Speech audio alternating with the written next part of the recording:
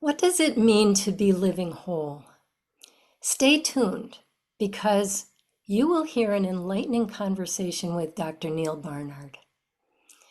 Neal is president of the Physicians Committee for Responsible Medicine.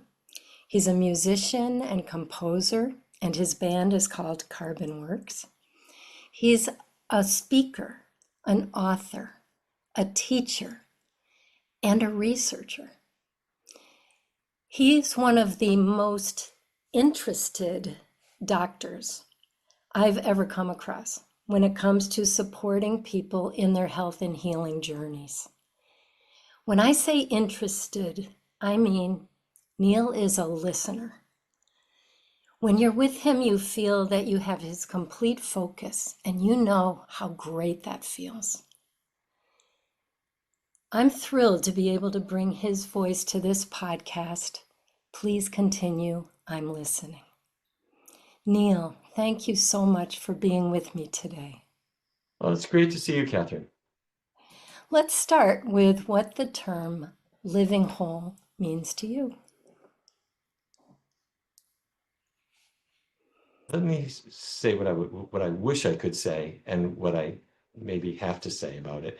I wish I could say that living whole means being able to live your life, accomplishing the things that you wish to, caring for your family, and being able to do fulfilling work, but being grounded as you do so, and having a sense of personal satisfaction. I think that is all true, but I have felt that we need to go beyond ourselves a bit, beyond simply feeling satisfied and at peace. When I was studying psychology back years and years ago, and I stumbled on the writings of Sigmund Freud and how him describing that we have an id that has our drives in it, and that's where sex and aggression move us forward. But the ego has to be the manager to control all of that and make sure that we're not getting in too much trouble. And the superego is our conscience that calms everything down and allows us to live together. I think Freud was right. And I think that we're programmed by our DNA to reproduce and to compete, to succeed with the programming that we're born with. But at some point you look around and you say, well, what about everybody else? What about people who are in trouble, or animals who are in trouble, or an environment that is in trouble? If I'm totally at peace, but I've forgotten them, then I don't think I'm really the person that I want to be. And I have to say, I was walking in Mexico a few years ago on this green patch, and I noticed little white shimmering bits going by in my peripheral vision, and it turned out to be a huge colony of leafcutter ants. Oh. And I don't know if you've looked at leafcutter ants, but they are the most astounding creatures. They have been programmed by nature to be brilliant farmers, and they will go someplace and cut little bits of leaves, and they carry them back to their nest, and they've got an organized farm. They're not going to eat the leaves. They make them into a farm, and they grow fungi, which they can live on. And my point is that if you asked one of them, are you doing your job? And they would say, absolutely, I cut my little rectangles, and and they're incredible what they do.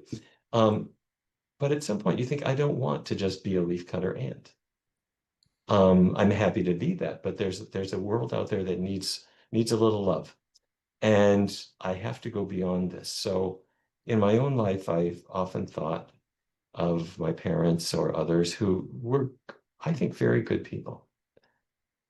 But I'm often frustrated by this mortality that hems us in and stops us from being able to sort of remake the world a little bit. So anyway, to me, forgive me for this long-winded answer to a very good question, but to me, to to really live life in a more full way, in a more whole way, I'm feeling that to simply satisfy whatever biological programming that I was born with and that Freud described and so forth is not enough. And we have to try to do what we can to change this programming a little bit. And by changing the programming, it sounds like you're hoping to be of service. Oh, yes. Yes. Yeah, absolutely. I mean, there is so much that we don't learn um, unless we allow it space to come into our lives. What do you mean? Well, maybe my silly example is when I was 16, I had a friend who was part of the American Field Service, which for people who don't know about AFS, it's a program that takes naive 16-year-olds and plunks them out of their existence wherever they are and plants them with a family overseas. And so they're there either for a summer program or for an academic year. And then they go home. And I had a friend who did that. And she described it as being quite a life-changing experience. So I thought, well, I'll sign up. And I got sent to a little village in northern Belgium, um, quite near the Dutch border. And the language there is Flemish. And I want to tell you, I got off the plane, did not speak a word of Flemish, spoke a little bit of French, but that was not exactly the language of my adopted family, and English wasn't theirs either. Um, and as time went on, and we found ways to communicate, um, some of the people in the family made a little bit of fun of me in a good-natured and well-deserved way.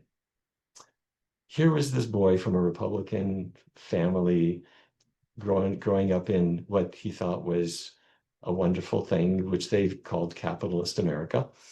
Um, and I kind of defended all the values that with which I had grown up. And at some point, I realized I had to just be quiet. Um, they grew up with a different religious tradition and a different view of politics and a different way of getting along and a much different relationship between parents and children. My own family is extremely entropic. I mean, where the kids would just go off somewhere and kind of forget mom and dad and vice versa.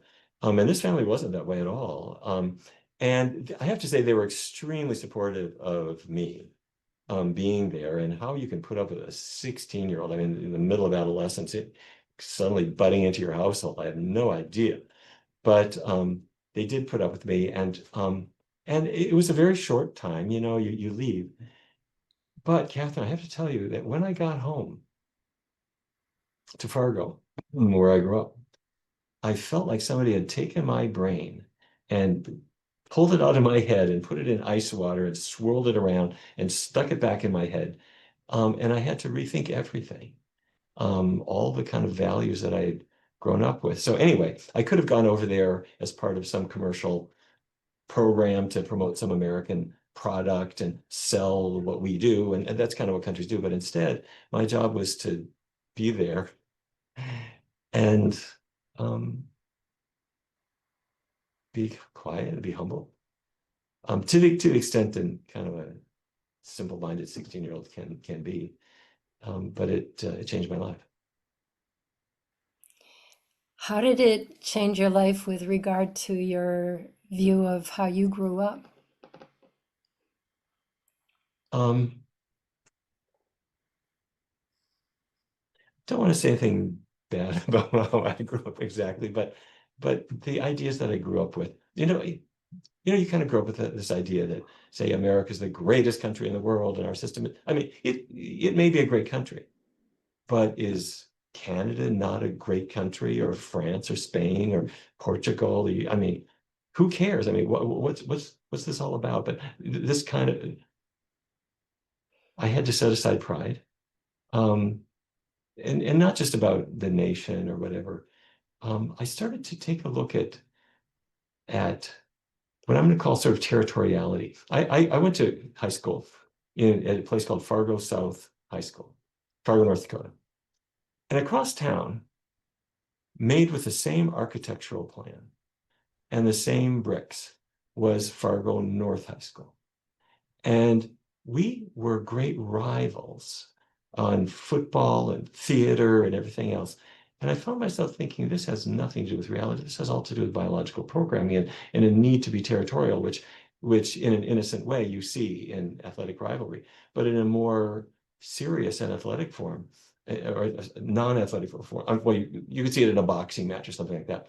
But then in a political form, you see it in worldwide destruction, which we are sort of witnessing it and fearing now, that territoriality and testosterone that drives it um, manifest in all kinds of innocent ways and harsh ways, um, from a group of people sitting around a table where somebody has to dominate or somebody feels threatened, to industries that feel that way, or religions that feel that way.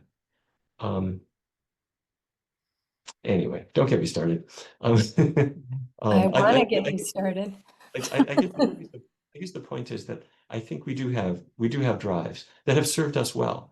I mean, let's face it, our DNA does drive aggression, and if individuals are not aggressive in certain ways, they're not going to survive, and their DNA will not be propagated.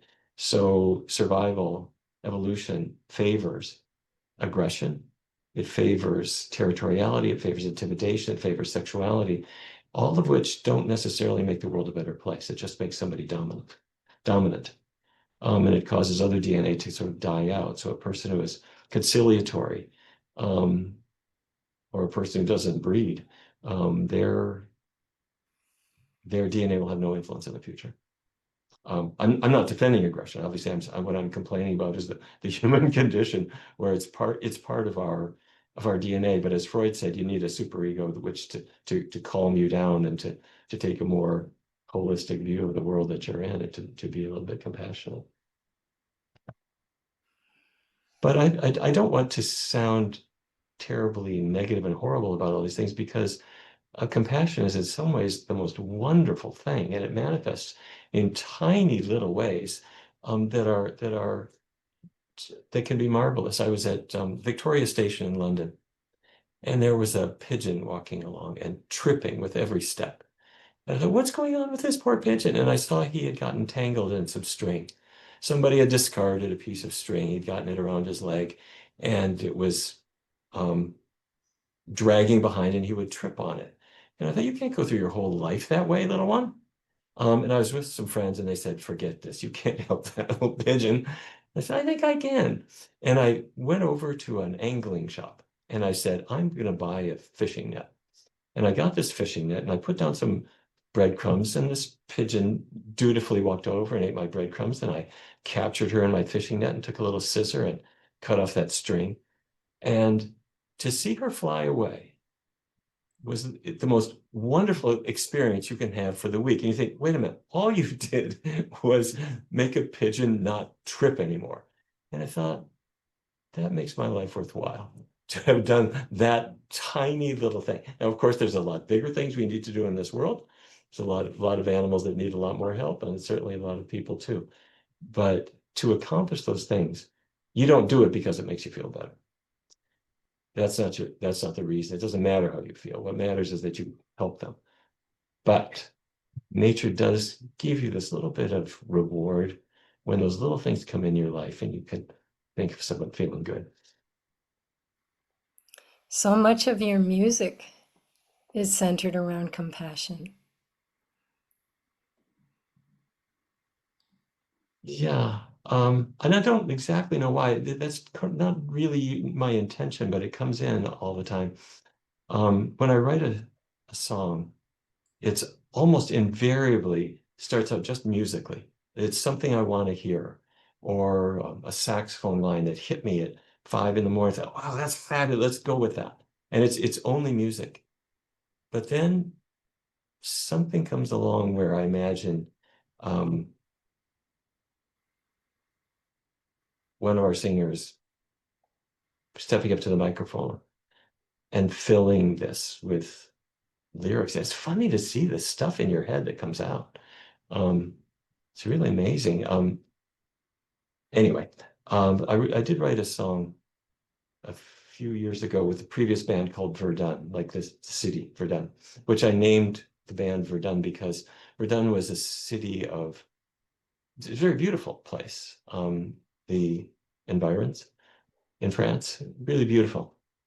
But it was a place where a horrible conflict at the end of near the end of World War I occurred, where people just did the most self-destructive things, which we continue to demonstrate. Anyway, not to go on too long about that. Anyway, I wrote a song called "Song to a Sparrow," and it's about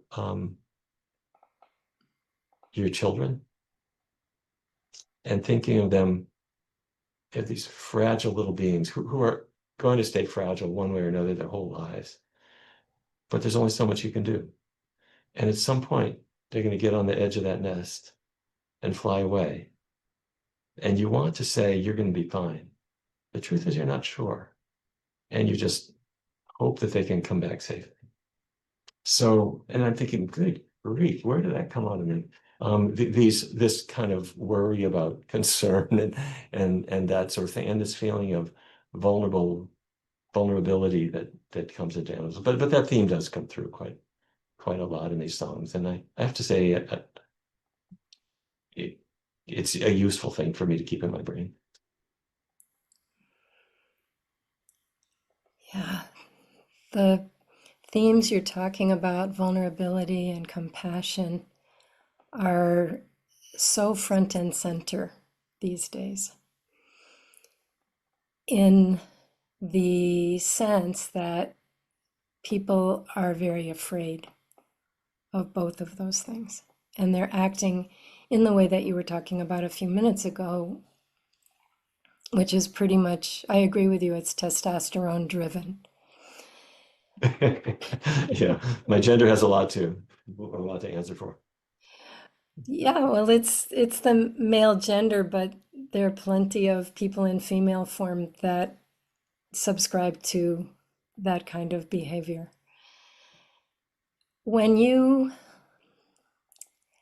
when you reflect on the life work, the service that you have done up until now, that involves compassion, involves shining a light on vulnerability and how people deal with that, how animals deal with that. And there's a there's a way that I interact with your work that makes me think about prescience, makes me think about the future, predicting the future. How do you see the work that you're doing these days helping us move forward, helping us move into living whole? Oh, what a wonderful question, Catherine. Um, Let me give you an inadequate answer. I always feel that we're planting seeds, and which really means two things. It means you're trying to propagate something, but also you're experimenting because you're not sure if the seed will grow. So you're trying something, but and you hope it works. Years ago, we started doing research with type 2 diabetes. And I'm happy to say we got NIH's support for this to try to come up with better approaches to better approaches to type 2 diabetes with NIH's support. And anyway, the background on this is our good friends at Yale University had found that type 2 diabetes really begins as insulin resistance, and that insulin resistance wasn't caused by eating starch or carbohydrate or sugar. It came from fat accumulation inside the liver cells so that insulin couldn't work anymore. and inside the liver cells, so that insulin couldn't work anymore. So we started to test diets that didn't have any animal fat in them, so that it would be a vegan diet. And then also keeping oils low so that we could get the fat out of the cells and get insulin working again. So anyway, this model worked. Very successful. However, in the course of this work, there was a man who came into one of our first studies. He was 35. He said, "I'm in trouble." His family history was riddled with things that you have seen. Vision loss from type 2 diabetes. I mean, I'm talking about in your medical work. People where you lose your feet. You lose your kidneys. You lose 10 or 15 years of life. He told me about his family history, and so he said, I'm here to do something better. Anyway, it was a random study. He was randomly assigned to either conventional diet or the low-fat vegan diet. He got that. And over the course of about a year, he lost 60 pounds. His A1C dropped from 9.5, which is not good control of blood sugar, to 5.3, which is absolutely normal. And in the interim, his outside doctor had said, "You don't need your medicines anymore. I can't justify prescribing diabetes medicines." And so near the end of the study, I got his labs, and I was looking at his lab slip, and I thought, wait, I've never seen this before. He doesn't have diabetes. Can I tell him this? I mean, this sounds funny, but it's kind of like the pigeon where they don't have the string stuck on their foot and tripping them up every day. He's not going to have to take his blood sugar now. He's not going to be taking metformin. He might not be worried about going blind. I thought, this is astounding. So anyway, so we've been doing more and more studies in that direction, but each one is you're sort of planting a seed. I don't know if other people will have this experience. And of course, now we can even kind of laugh about it a little bit, because that was terribly controversial at the time, to have diabetes be a two-way street. But now everybody recognizes that diabetes can improve and it can go away, depending on if the changes we make. So, and others have done the same, like Dean Ornish, who showed that heart disease can be improved and sometimes reversed. And the same seems to be true with early Alzheimer's disease. So the point, I guess my point is, how do we deal with the future? What we have to do, I think, is take things that we're not sure about. And let me kind of quote Dean Ornish a little bit. He talked about doing some of his studies on reversing heart disease when he was a medical student. And he said, because when you're a medical student, you don't know better. You do things that you wouldn't do if you knew better. In other words, he did things that were courageous, that were really thinking outside the box, that really worked, and he's changed things in a big way. So the future has to be built with the residue of the experiments that we're trying right now, some of which aren't going to really work out so hot, but to not do them is the biggest mistake of all. So I don't expect to be living in very good balance and with great self-satisfaction and that kind of thing. I do expect to work really hard and to push my team too. But our goal is to try to plant seeds that really do pay off in the long run. And that's the human side of things, but we've done the same with regard to animals in research.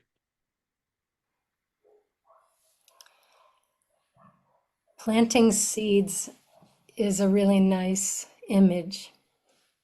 It helps us think about steps. I'd like to hear from you, since you just talked about Dean Ornish's courage. I'd like to hear from you a courageous, audacious place that you'd like to see us go in the future. I think, who knows where we're going, but I do think, you touched on something earlier that I think was really so important. To be able to show compassion is something that a lot of people, and maybe I would say men in particular, but maybe everybody, people are nervous about showing compassion, having that be truly a value that we espouse and that we stand for, because it can be mistaken for weakness. And people often tend to want to ally themselves with somebody who's strong, who's a little bit intimidating, for safety reasons. And the audacious or courageous thing that I would like to see happen is for people to recognize that in the same way as when a person has, say, acquired personal wealth and they've got everything they could ever want, at some point they discover that to be able to be philanthropic, to be able to be helpful, to be able to look at who else needs help, that crowns your life far better than your list of toys. I think that's also true in our personal lives, that to the extent that we can find ways to allow that compassion to come out without worrying too much about the vulnerability that it may seem to leave us in. That to me, I think, is the courageous thing I'm trying to espouse. We're trying to do that with the programs that we do here, where we're trying to reform how research is done, how animals are used, the methods that are being used, in the values that we work with in the organization. I'm active with the American Medical Association and others, and really trying to help those organizations to think outside our profession a little bit more. Those are maybe the embodiments of it. It's interesting to try to understand why people are afraid to be compassionate. And I understand your point that we live in a polarized world. People think in polarities, and so some people think compassion's on one end and fear, the power of fear, is on the other end, and you have to pick between the two. And I like to think of compassion as the bringing together, the unification of love and wisdom. And with wisdom, you need to have lived life for a while, which is what you're alluding to when you're talking about the wealthy person who gets enough toys and then realizes that there is actually some service that can be done that can give that feeling that you were talking about when you freed the feet of the pigeon. That's a feeling that we started out this conversation with you talking about what we come in with, what's our DNA, what's our programming.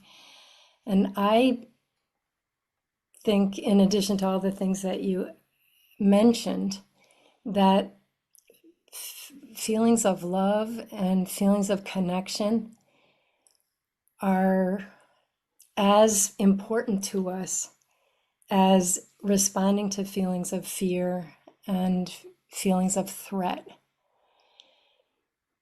And maybe my audacious vision is that they're actually able to overwhelm, that the feelings of love and compassion are actually able to overwhelm the feelings of fear and threat and violence. I believe that your work is an illustration of that, especially the work that you have done for these decades with regard to animal research and torture and using animals in the way that academic institutions were using them.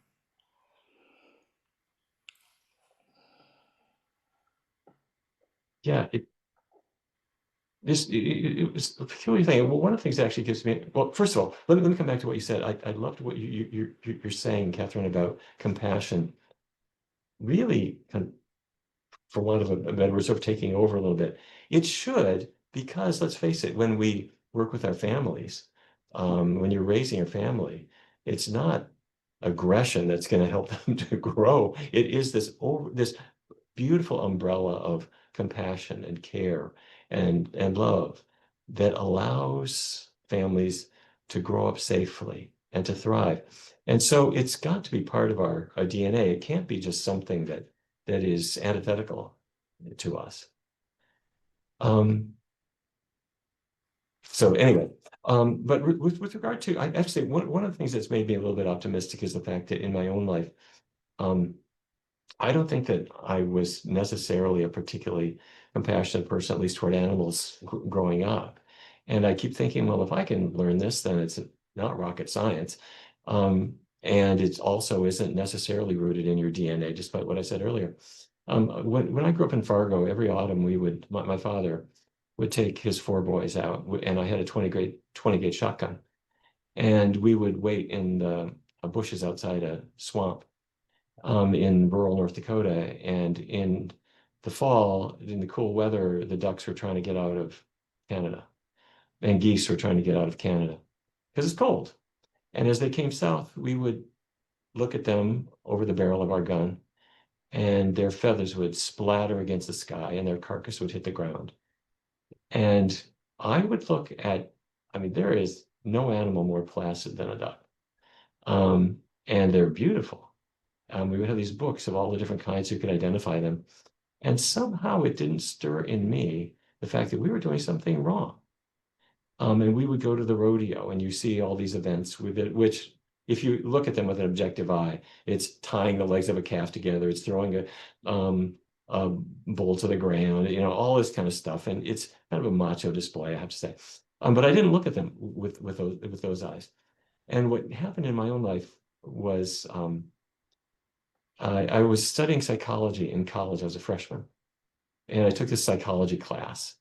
And part of it was using rats.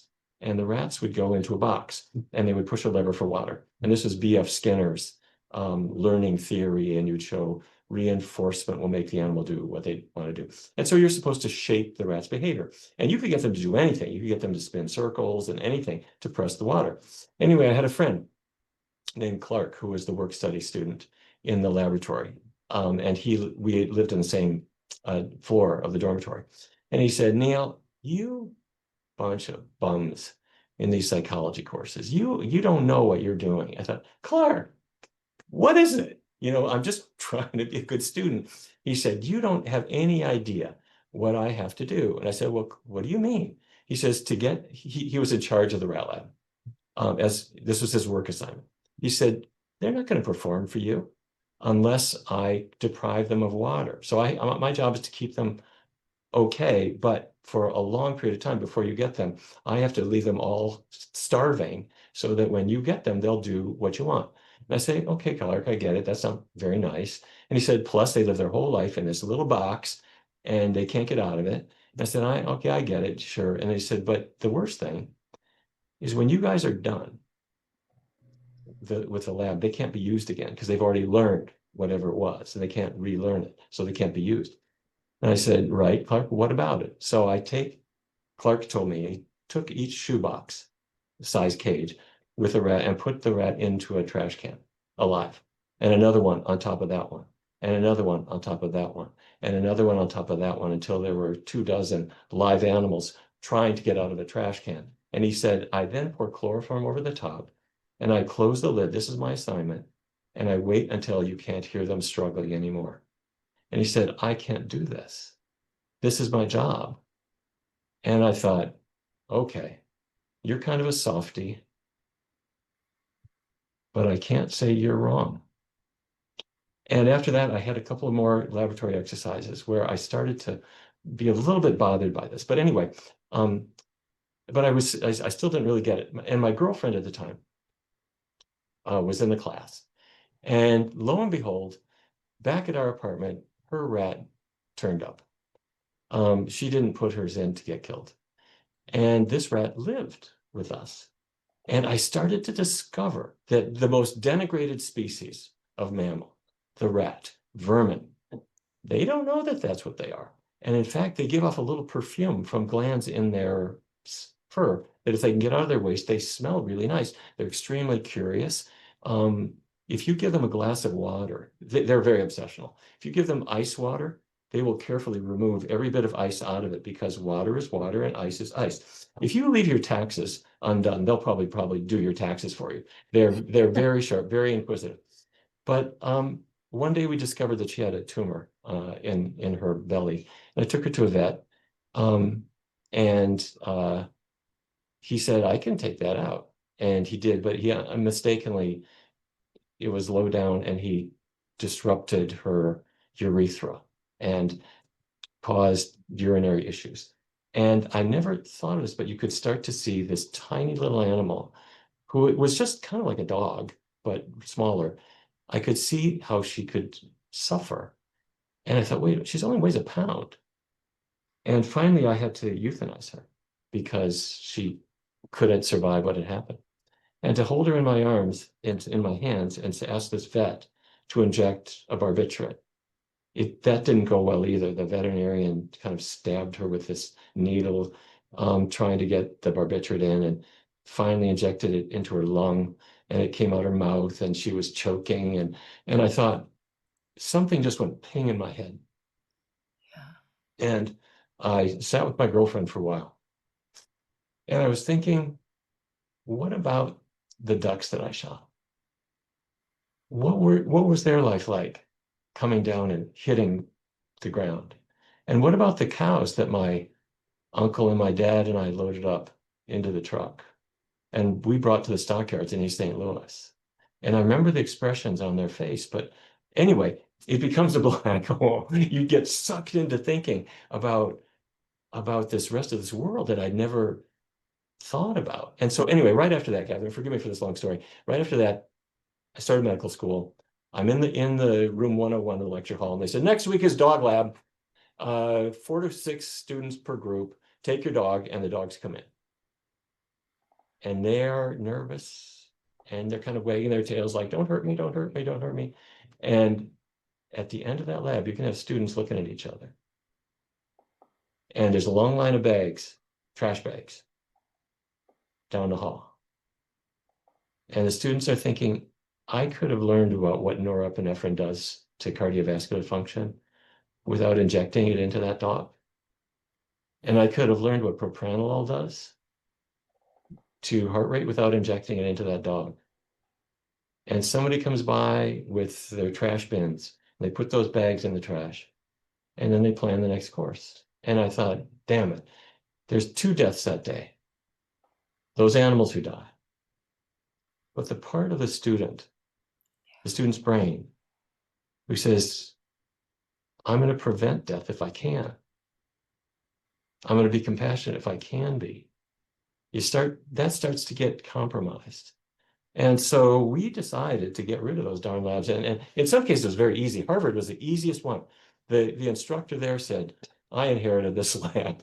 I don't really feel like doing it. And he was great. He got rid of the dog lab just like that. And they brought the students into the operating room, and they saw norepinephrine and propranolol. They saw drugs used to heal with better monitoring than you'll ever have in a dog lab. And the students loved it. They didn't have to kill anybody. Hopkins was the most difficult, Johns Hopkins. They switched to pigs. They said, you won't care if it's pigs. We said, all right, come on, you can do better. They issued a release saying that killing a pig teaches you something about the sanctity of life. And I had some friends who were alumni of Hopkins, and they asked the school to just rethink this.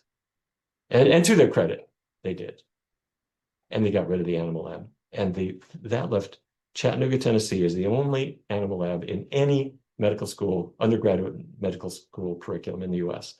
And they said, we don't want to be last. They stopped it. And that was 2016. Every single medical school in the entire United States and Canada will give their students an MD degree or a DO degree, and they don't offer you an animal lab at all, and you will get it without killing anybody. So if I've got the timeline right, you started with Harvard while you were there, and the last one was in 2016. Right. At that time, there were 126 medical schools, and many of them were quite ready to think about alternatives. But there's another thing. Sometimes people, for convenience, we don't necessarily want to rethink things that we've been doing that seem to have worked pretty well. And so sometimes people get a little bit territorial about that. I'm in a wrangle with my own alma mater, the college where this rat came from. They still have rats there today. I talked with one of the recent work study students who said, I have to do bad things to animals, and I don't like this. I don't want to do this anymore.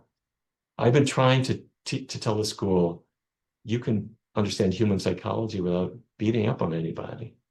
And I haven't convinced them of that yet. but I think I will, since almost all the other schools have made changes. Somebody like me who had a 20 gauge shotgun and carrying around and doing bad things can in his thick skull get some compassion in there and be guided by that. If I can change, I think anybody can. So that's my good news. Well, it's such a beautiful story of when something becomes personal, it becomes relevant. One of my favorite comedians is Trevor Noah. Do you know Trevor's work? Yeah, sure. And a long time ago, he said, racism doesn't stand up to contact. And I think with so many of the things that we might have an audacious view about what we want in the future, uh, it has to do with having things become personal for us. Your story tells me that even as a 16-year-old boy, who you were not describing in particularly glowing terms, even that creature got humble in that experience. That in itself is pretty unusual to have a 16-year-old become humble. That's not very much developmentally happening at that time. So you had some qualities, even though you grew up in this environment you're describing for us, you had some qualities that it seems to me put you on a path of being open and sensitive to things that you didn't grow up with. What do you think? I think it may be that this can happen at any age. And I think what you said, quoting Trevor Noah, I think is so true. When you have contact, that it almost doesn't matter who you are, your eyes have to open up. Um, Many people may not know this, but George Wallace, the governor of Alabama, I remember really feeling so troubled by him when he would be on the television espousing openly racist views and standing personally in the way of Black students who wanted to enter college. I'm talking about putting his body in front of them and keeping them out. George Wallace, he got shot, as you know, paralyzed and so forth. Late in life, he apologized. And the students in whose way he stood, he met with them and said, "I'm sorry." And he praised them and he lauded them for their courage. He was in the last chapter of his life when that happened. But that gives me hope too. I mean, that it wasn't, he wasn't hemmed in by, yes, he grew up in a certain culture. Yes, he was shaped in a certain way. Yes, his political career depended on espousing certain views. And yes, it was disgusting. But somehow to be able to have experiences shape you in a different way um, is encouraging to me. And when I see our current political leaders, I keep thinking if they get a little more fiber in their diet and have a few more exposures of one sort or another, you never know what might happen. I have to say, here in the United States, and not to get into politics, but we work with both sides of the political aisle um, and have found that whether it's compassion toward animals or whether it's your own health or so forth, these are not things that need to have any political allegiance.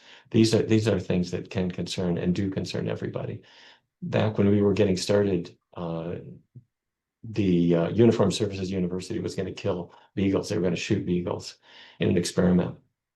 And I got Pat Schroeder, who was the probably most liberal, she was from Colorado, very liberal member of Congress, and Bob Dornan, who was from California, one of the most right-wing members of Congress, to agree together that they were going to get the House Armed Services Committee to stop this shooting of the beagles. And they did. You took the left, you took the right, they shook hands. So anyway, what am I saying? I'm saying that there's a reason, there's room for hope. And that hope comes from, as you said, contact and experience. Well, I hate to have this be our last question, but I think it is. I can't believe that we've talked for a whole hour. But it has to do with hope. How do you define hope? Sometimes to me, well, hope is obviously, what you want to have occur. It's kind of akin to optimism in a way, but I always remembered when the League of Nations was formed, after World War One, and I mean the world had been devastated, and the question was, how can we stop this from happening again? And I remember that there was I believe, a French diplomat who was instrumental in founding the League of Nations, and someone asked him, "Are you optimistic or are you pessimistic?" And what he said is, "I'm not optimistic. I'm not pessimistic. I'm determined." And I thought, okay, that might be good enough. That might be what I need. Because it's hard to feel unalloyed optimism, um, either for our individual lives or for the society that we're in. But on the other hand, we can become determined to make it the best that we possibly can and the safest and the kindest that we can for those with whom we share it. And that requires taking action. Hope, Yeah. hope is an action step, which isn't what we learn in fairy tales. We don't learn that from Disney. We think hope is we're mooning around just hoping something's going to happen, wishing on a star. But in order to actually manifest hope, we have to take action, we have to be tenacious, we have to be determined, and we have to have a clear vision of where we're going. It's one of the many things I admire about you, Neal. The work that you've done for so many years and you continue to do.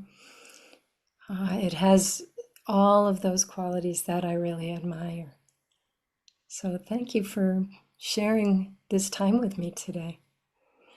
Well, let me say to you, Catherine, thank you for all that you have done to really create the possibility for people to get together, to share, to think about really important things that in our day-to-day lives we're often not able to. So thank you for making that possible.